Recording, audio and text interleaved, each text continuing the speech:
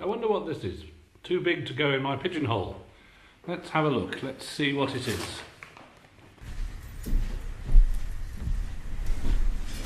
Well, that's interesting. From Sweden. I wonder what it is inside. Let's have a look. Oh, look! It's the laureate from the Nordic Committee for Human Rights. Well, I'd like to say thank you to the Nordic Committee for Human Rights and Ruby and everybody for awarding me this laureate for my campaigning on human rights issues. Obviously, the wider issue is growing across Europe. In fact, this week's quite interesting because on Friday last week we had a judge in Reading in the UK who banned the mention of a Polish woman's name anywhere in the world, probably the moon as well, but you know, the court's writ doesn't really get that far. In fact, it doesn't get much further out of England and Wales. I believe sometime today or tomorrow there are a group of Polish MPs who've come to the UK, to England, to see what's going on because they're worried about what's happening to their citizens in the UK. On Wednesday night, Women Against Rape and the Women's Legal Group are having a meeting in Parliament, worried about the removal of babies from their mothers at a very early age, which is obviously a concern because of the impact on the children.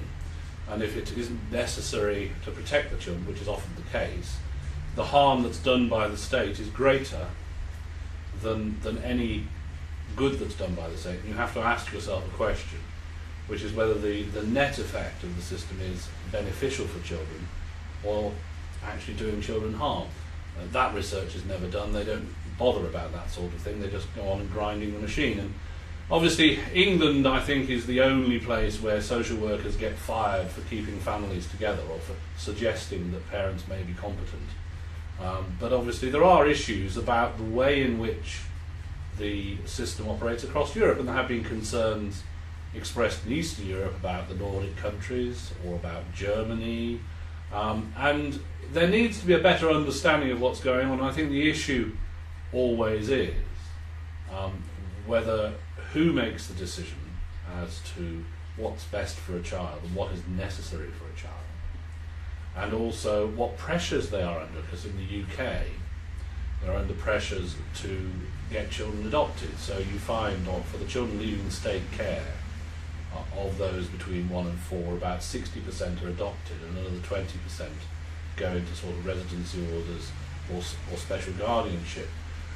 So to conclude effectively, and obviously I'd like to do some international conferences. I'm sorry I couldn't be in Sweden to receive this personally, but this is thank you to everybody for it.